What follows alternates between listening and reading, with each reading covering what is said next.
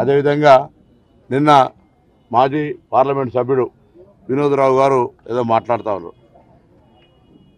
బాగా సచ్చీలున్ని నా అంత నీతివంతులు లేడు గొప్పని అనుకుంటున్న నీవు ఒకవేళ నీకు ఆ ఉద్యోగం పొందిన వాళ్ళతో సంబంధం లేకపోతే మీరే స్వచ్ఛందంగా ఒక పోలీస్ కేసో లేదా చట్టరీత్యా చర్యలు తీసుకోమని పిటిషన్ ఇవ్వండి. అది మీ సచ్చీలతకు నేను కనీసం పడుతుంది.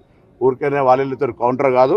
ఈ విధంగా ఉద్యోగం పొందిన వాళ్ళు ఎవరున్నా దొంగదారిన నిరుద్యోగుల జీవితాలతో పొట్టలు కొట్టి ఎటువంటి పరీక్షలు కానీ ఎటువంటి పద్ధతి లేకుండా దొంగదారిన నియామకం పొందిన వాళ్ళందరినీ వెంటనే ఉద్యోగాలు వదిలిపోండి. న్యాయంగా అర్హత ఉండి మీరు కూడా పరీక్ష రాసి ఉద్యోగం పొందితే మాకు అభ్యంతరం లే.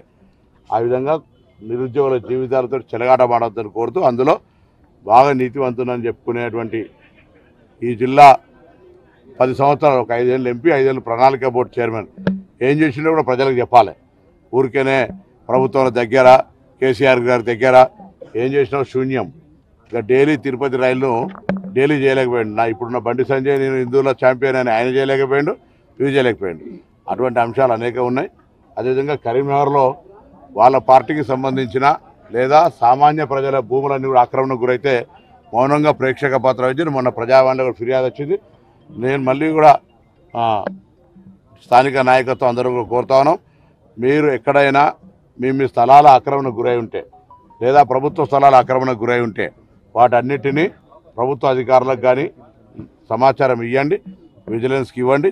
తప్పకుండా వాటన్నిటినీ విచారణ జరిపి మీ సొంత స్థలాలు అయితే మీకు ఇవ్వడం, ప్రభుత్వ స్థలాలు అయితే ప్రభుత్వం తీసుకునే విధంగా చర్యలు తీసుకుంటుంది. దీని మీద కఠినంగా వివరించబోతున్నాం.